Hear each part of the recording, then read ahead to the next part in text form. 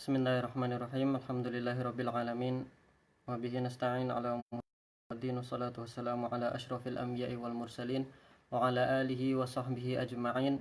Nawaina ta'allum wa ta'lim wa tadhakkur wa tadhkir wa nafa' wal intifa' wal ifadata wal istifadah kitabillahi wa sunnati wa alihi wa alihi wa sallam wa du'a ila al-huda wajhillahi wa kurbihi wa thawabih. Ya Fattahu ya Alim, ya Fattahu ya Alim, ya Fattahu ya Alim, iftah alaina fathan qariban ya arhamar rahimin. Bismillah, insyaallah mulai pada malam hari ini kita akan memulai sharing ilmu ya. Sharing ilmu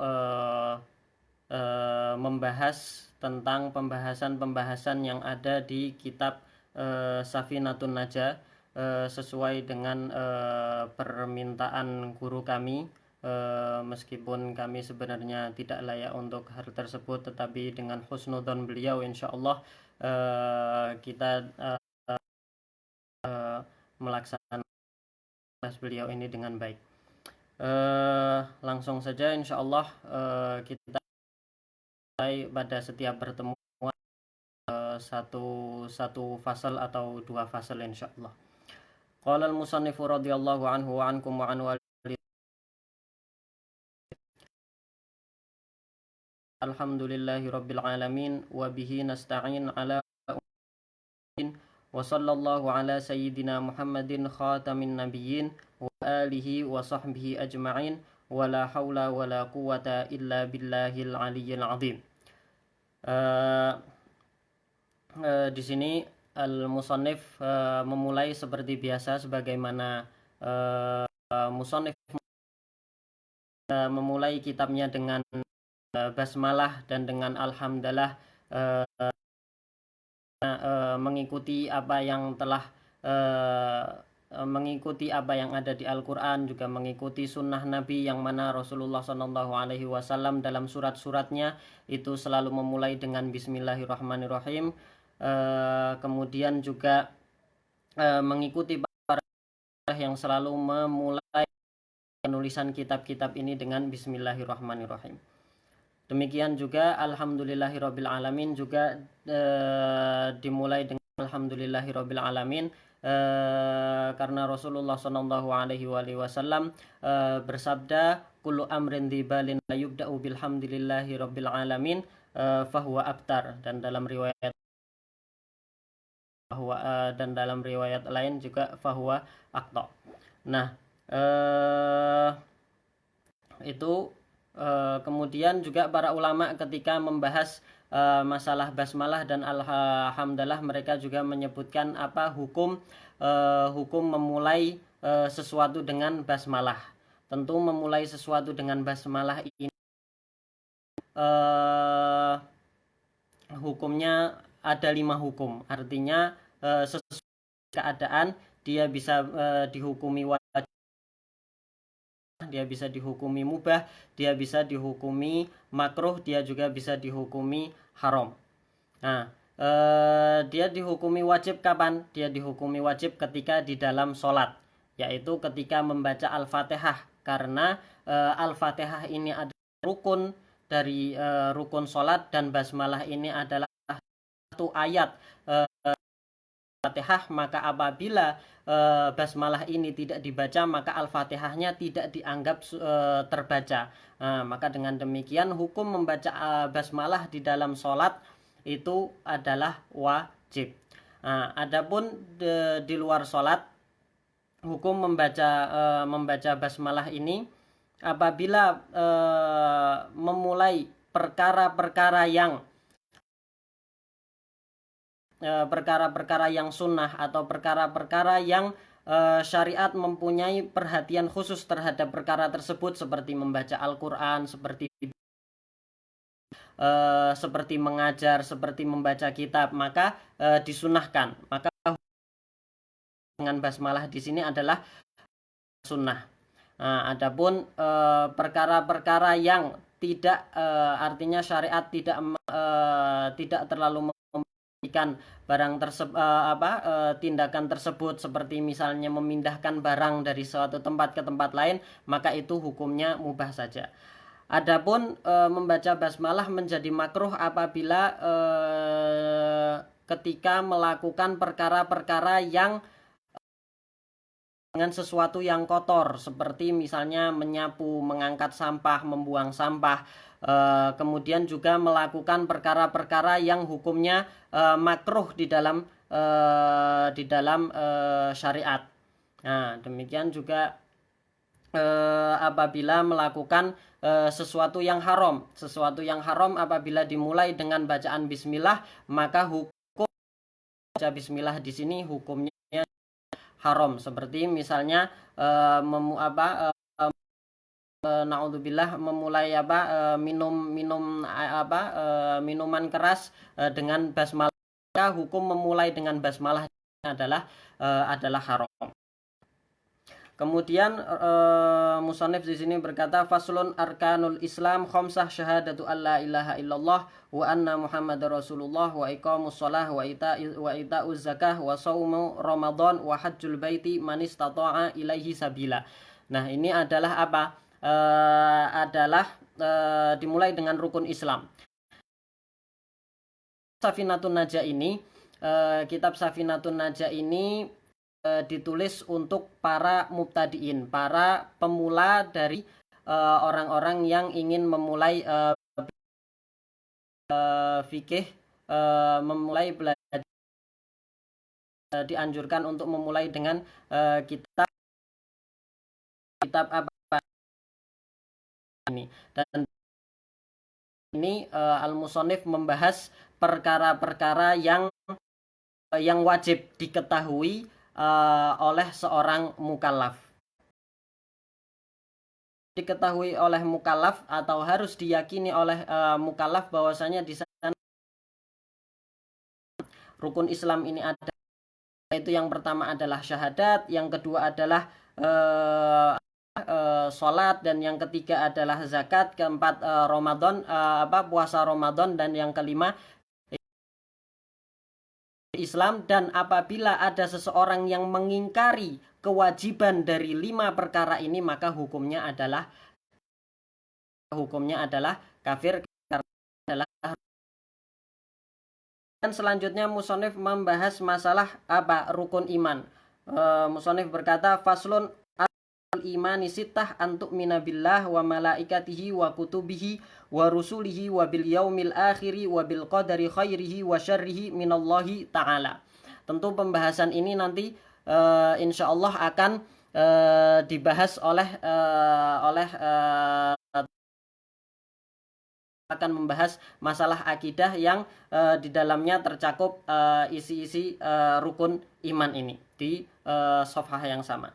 Kemudian faslun wa ma'na la ilaha illallah la ma'buda bihaqqin fil wujudi illallah.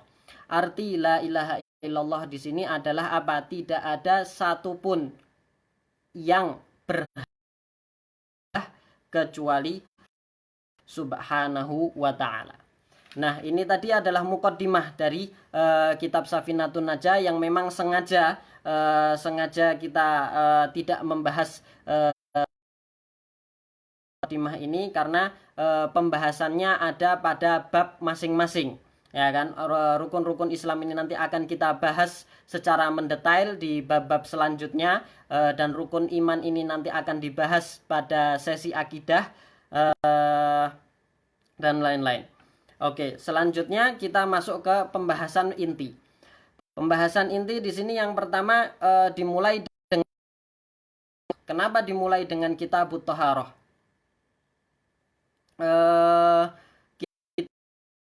Dimulai dengan kitabut thaharah, sebenarnya yang akan dibahas di sini di dalam kitab ini adalah rukun Islam itu tadi, yaitu lima perkara itu tadi, yaitu sholat, zakat, puasa, dan haji. Meskipun dalam Safinatun Najah ini tidak dibahas masalah haji, karena biasanya Safinatun Najah ini anak kecil yang biasanya belum atau masih lama akan melaksanakan hajinya, maka tidak dibahas masalah haji di sini. Oke. Nah, adapun kitab Toharoh ini dibahas karena dia sebagai muqaddimah untuk masuk kepada kitab sholat. Karena salah satu syarat sahnya sholat itu adalah apa? Salah satu syarat sahnya sholat adalah suci dari hadas maupun khobath, yaitu suci dari hadas ataupun dari sesuatu yang najis. Maka untuk supaya sholatnya sah, maka dia harus mengetahui apa? Harus mengetahui syarat yang ini, yaitu syarat syarat suci dari hadas ataupun najis. Maka di sini selalu dimulai dalam kitab-kitab fikih itu dimulai dengan pembahasan bersuci. Bagaimana atau perkara-perkara yang berkaitan dengan istinja atau membersihkan dari buang air, kemudian wudhu, mandi besar, atau kapan seseorang itu dikatakan junub, kemudian bagaimana apabila tidak ada air, dan lain sebagainya. Kemudian dalam pembahasan pertama di sini penulis mulai membahas dengan alamatul bulugh. Penulis mengatakan di sini faslun alamatul bulughi thalath.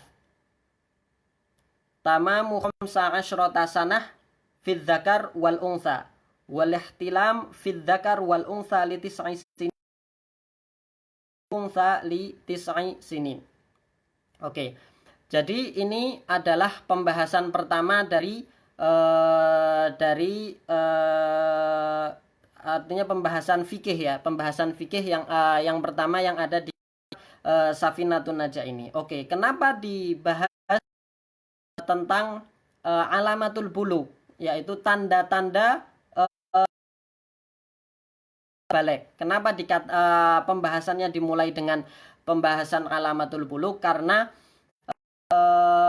dengan seseorang itu menjadi balik, maka melaksanakan perkara-perkara yang diwajib untuk meninggalkan yang diharamkan oleh syariat. Oke, kemudian di sini apa saja tanda-tanda seseorang itu dikatakan balik. Nah, seseorang dikatakan balik ada 3 tanda. Ada 3 tanda. 2 tanda itu bisa menjadi 2 tanda adalah tanda untuk laki-laki dan perempuan, dan 1 tanda perempuan saja. Oke, tanda yang pertama, yang mana tanda ini bisa menjadi tanda baliknya seorang perempuan ataupun juga tanda baliknya seorang laki-laki, asyrota sanah, ketika seseorang mencapai pada umur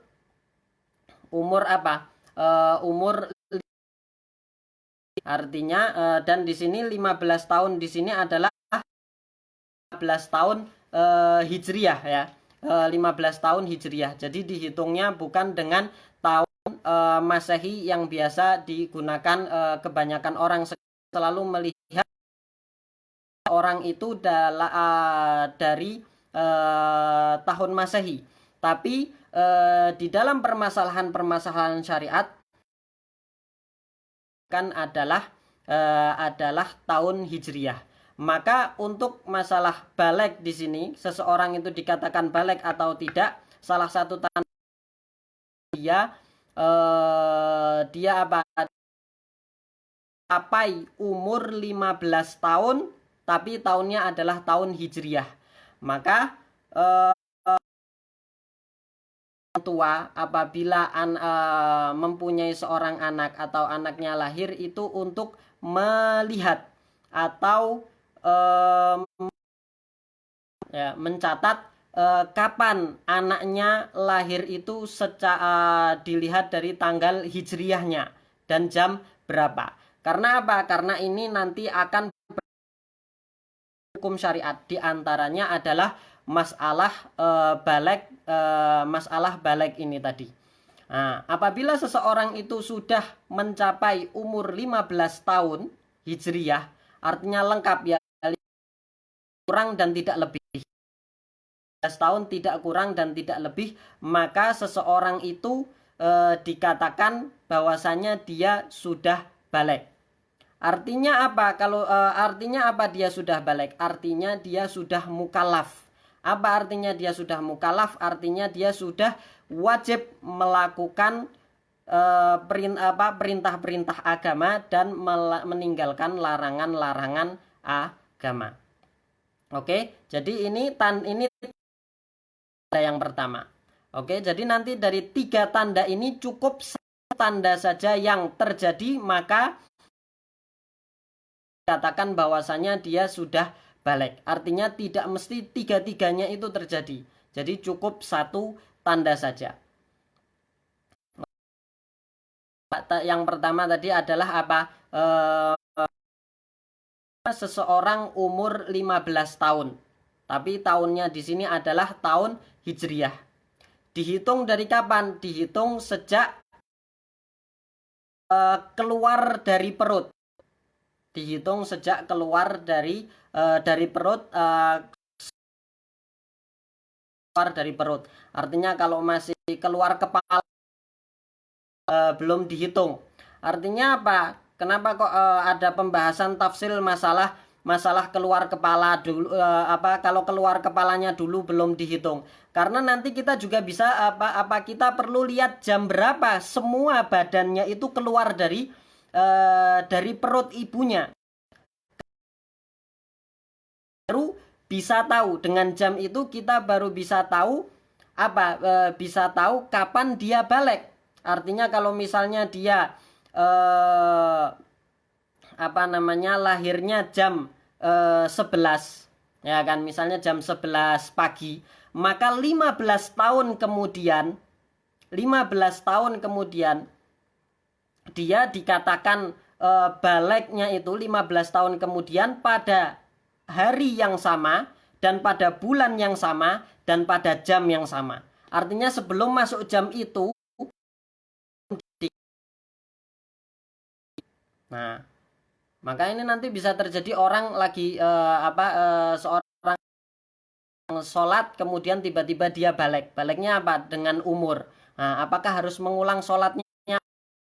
Nah, seorang anak kecil sedang puasa. Kemudian atau seorang anak kecil tidak puasa. Kemudian tengah hari puasa. Apa hukumnya? Maka hukumnya disunahkan dia untuk apa? Untuk tidak makan dan minum selanjutnya. Dan hukum-hukum yang lain yang berkaitan. Maka mengukur jam ini tadi juga termasuk perkara yang penting. Oke. Kemudian tanda yang kedua disebutkan oleh musonif di sini apa? Al-ihtilam. Apa itu al-ihtilam? Al-ihtilam itu adalah kalau bahasa Indonesianya adalah mimpi basah. Oke, mimpi basah. Dia al-ihtilam itu artinya mimpi. Tapi maksud dari mimpi basah di sini tak mesti seseorang itu suatu ketika dia tidur. Maksud dari mimpi basah atau di sini adalah keluarnya air mani, entah ketika dia tidur ataupun dia sedang terjaga dengan sebab apapun. Dengan sebab memikirkan sesuatu atau dengan sebab berhubungan suami istri, terserah apapun itu sebabnya, selama terjadi keluarnya air mani pada seseorang tersebut dikatakan bahwasanya dia sudah balik. Berumur 15 tahun tetap dikatakan hanya dia sudah balik. Oke, tapi dengan syarat. Dengan syarat apa? Dengan syarat keluarnya mani ini pada waktu memungkinkan seseorang yaitu umur 9 tahun. Artinya seseorang keluar mani dan dia sudah berumur 9 tahun, maka dia bisa maka dia sudah. Tapi apabila seseorang itu keluar mani tetapi dia belum berumur 9 tahun, maka bisa dikatakan bahwasanya dia itu sudah balik.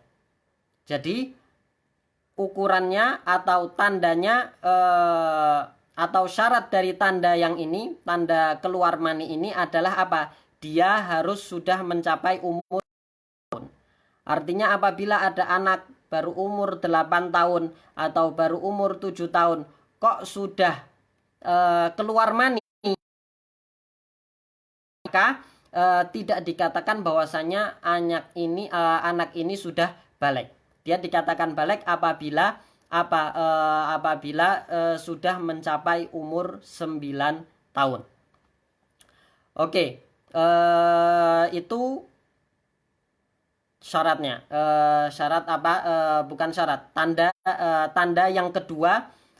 Tanda yang kedua seseorang dikatakan balik atau tadi tanda yang pertama, Pak. Tanda yang pertama adalah seseorang mencapai umur 15 tahun Hijriah. Yang kedua adalah keluarnya mani setelah mencapai umur, dan kedua tanda ini adalah tanda yang bisa terjadi pada laki-laki dan perempuan. Oke, dan laki-laki hanya 2 ini saja. Dan untuk perempuan ada satu tanda lagi. Yang mana apabila tanda ini terjadi pada perempuan, maka perempuan tersebut dihukumi bahwasanya dia sudah balik. Yaitu apa? Yaitu keluarnya darah haid pada perempuan. Oke, jadi tanda yang ketiga adalah keluarnya darah haid. Apabila seorang anak dan umurnya itu umur 9 tahun Hijriah, artinya bukan 9 tahun Masehi ya, 9 tahun Hijriah, kemudian keluar darah kemudian dan darah itu dapat dihukumi sebagai darah haid, artinya tidak kurang dari 24 jam dan tidak lebih dari tidak kurang dari, maka darah tersebut menjadi tanda bahwasanya anak perempuan ini telah mengalami haid, dan dengan demikian dia dihukumi bahwasanya dia sudah balik. Oke, jadi tanda yang ketiga yaitu tanda khusus untuk perempuan, yaitu keluarnya darah haid. Tapi dengan syarat darah haid ini keluar ketika anak ini sudah berumur 9 tahun atau lebih, 9 tahun Hijriah atau lebih. Sebelum 9 tahun Hijriah, artinya Hijriah, apakah sisa dari umurnya untuk menuju 9 tahun itu 16 hari. Artinya dari keluarnya darah sampai ke umur 9 tahun itu 16 hari atau lebih dari 16 hari. Apabila lebih dari 16 hari, maka belum bisa dihukumi sebagai haid dan tidak dihukumi sebagai perempuan tersebut tidak dihukumi bahwasanya dia balik. Tetapi apabila kurang dari 16 hari atau 16 hari, maka perempuan ini sudah bisa dihukumi atau sudah dihukumi, darah tersebut sudah dihukumi sebagai darah haid, dan perempuan tersebut sudah dihukumi bahwasanya dia sudah balik. Kenapa 16 hari? Karena 16 hari ini adalah waktu yang memungkinkan terjadinya haid. Yaitu karena haid itu paling minimal berapa? Haid itu paling minimal adalah sehari semalam, yaitu 24 jam. Dan suci itu paling minimal adalah 15 hari. Sehingga 15 tambah sehari semalam jadi 16 hari. Maka apabila terjadi atau keluar darah sebelum umur 9 tahun Hijriah, dan keluarnya ini sebelum umur 9 tahun kurang dari 16 hari, ya kan, kurang 16 hari atau kurang 10 hari atau kurang 5 hari, yang penting kurang dari 16 hari, maka dihukumi darahnya sudah bisa dihukumi sebagai darah haid, dan anak ini sudah dihukumi mencapai umur balik. Oke. Dan anak ini sudah dihukumi mencapai umur balik.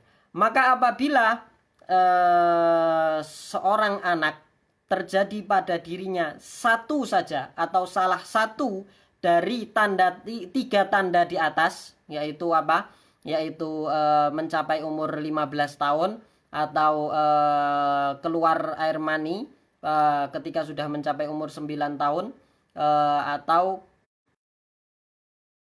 ketika sudah mencapai umur 9 tahun juga untuk perempuan, maka sudah dikatakan sebagai mukallaf. Artinya dia sudah dikatakan balik. Apa artinya balik? Artinya balik itu dia sudah mukallaf. Apa artinya mukallaf? Artinya mukallaf itu dia sudah wajib melakukan perintah-perintah agama yang wajib. Dan dia sudah dan haram baginya untuk melakukan larangan-larangan agama. Oke, itu efek dari ketika seseorang itu sudah mencapai umur balik itu tadi. Oke. Nah, tapi dengan syarat tadi dia dikatakan sudah mukallaf, tapi dia dikatakan balik atau dikatakan dia sudah mukallaf. Itu syaratnya bukan hanya balik saja, ada syarat-syarat taklif yang lain. Artinya apabila syarat-syarat taklif yang dia sudah balik, tapi syarat-syarat taklif yang lain belum terjadi, maka dia belum dikatakan balik. Bukan belum dikatakan balik, dia belum dikatakan mukallaf. Artinya belum wajib melakukan perintah-perintah agama dan belum wajib meninggalkan larangan-larangan agama. Apa saja syarat-syarat taklif itu selain balik itu tadi? Selain balik ada syarat yang namanya tamyiz. Ada syarat yang namanya salamatul hawas, ada syarat yang namanya bulughud da'wah. Jadi syarat taklif di sini ada berapa? Ada yang pertama balik, yaitu balik itu terjadinya dengan dengan salah satu tanda itu tadi. Kemudian yang kedua adalah tamyiz. Apa itu tamyiz? Tamyiz itu ketika seseorang sudah mandiri. Ketika seorang anak sudah mandiri. Apa maksudnya mandiri di sini? Ukurannya adalah apabila seorang anak itu sudah bisa minum sendiri, sudah bisa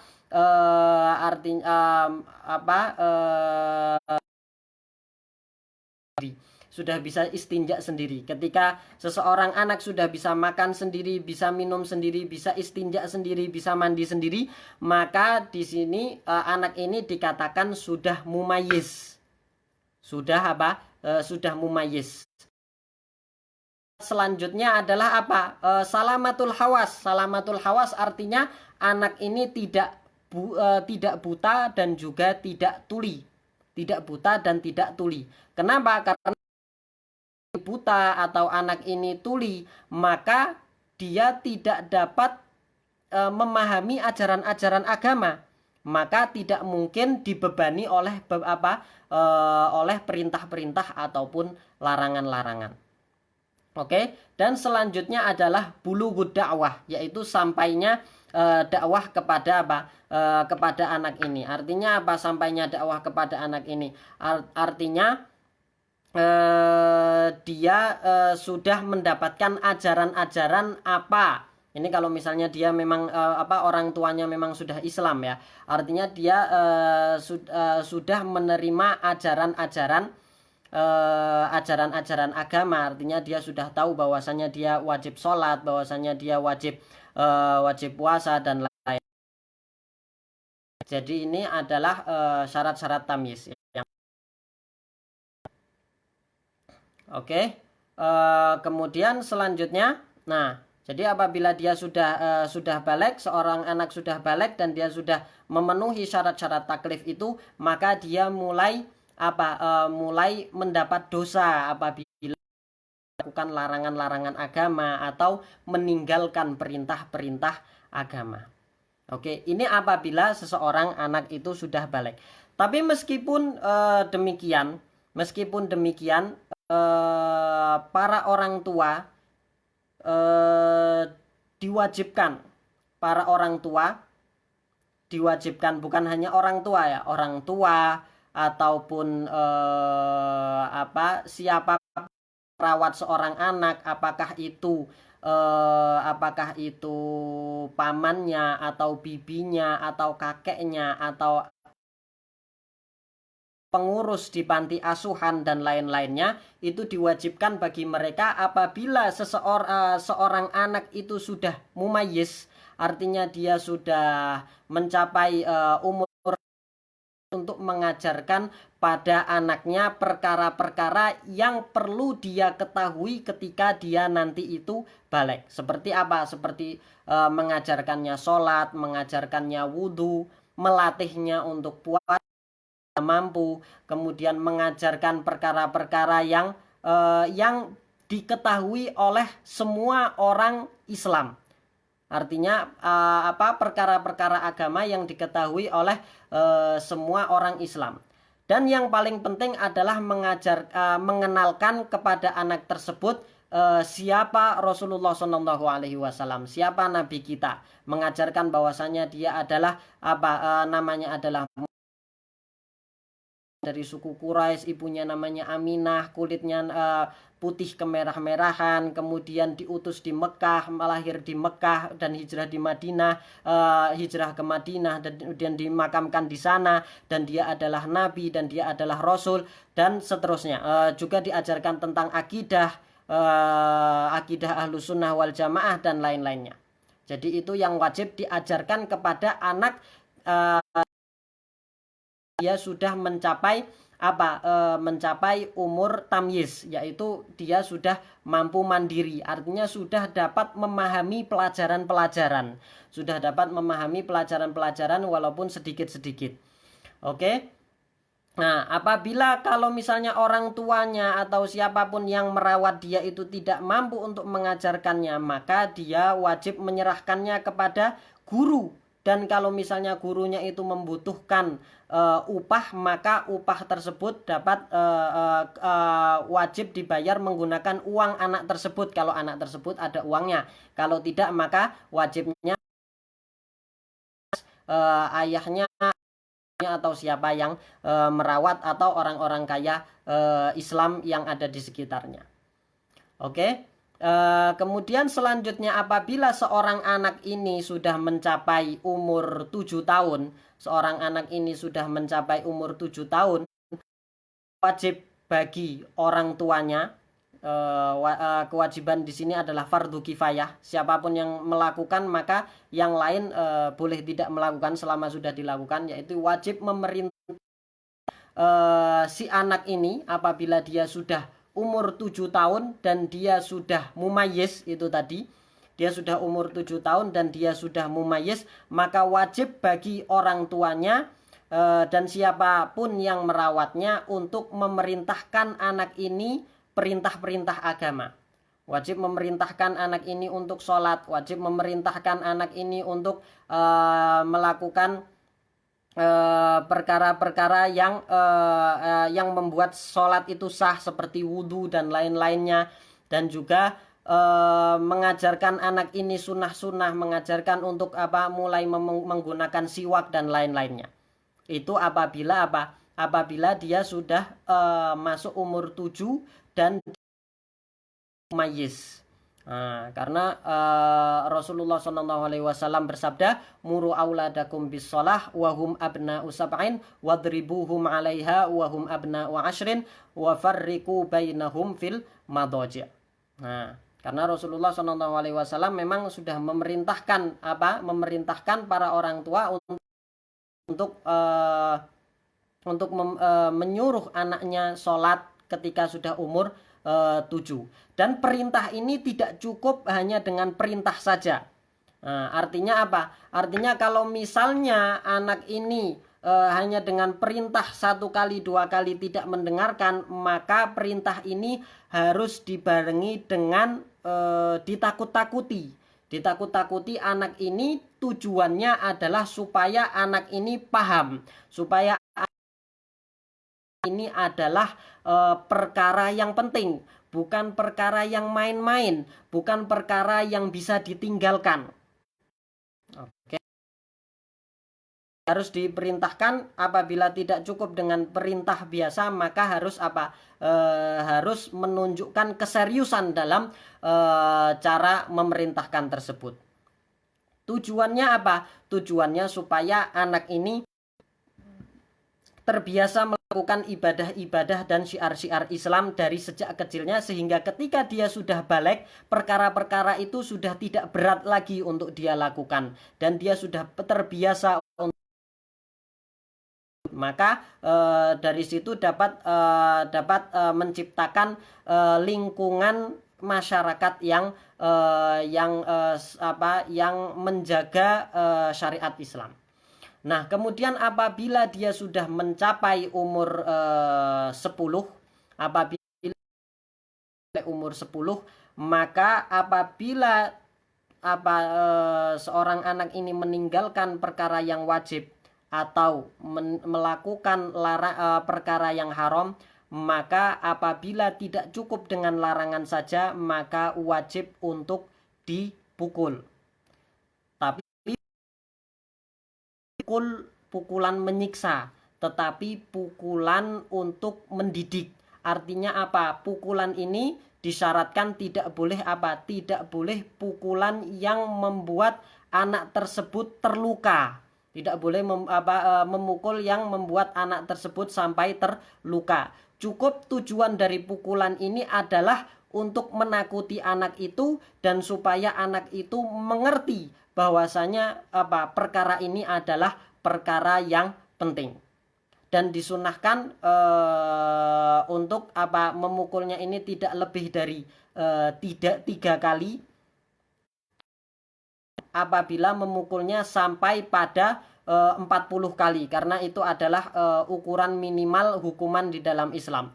Ya kan, kalau misalnya sampai 40 kali maka haram, tapi sunnahnya tidak lebih dari 3 kali.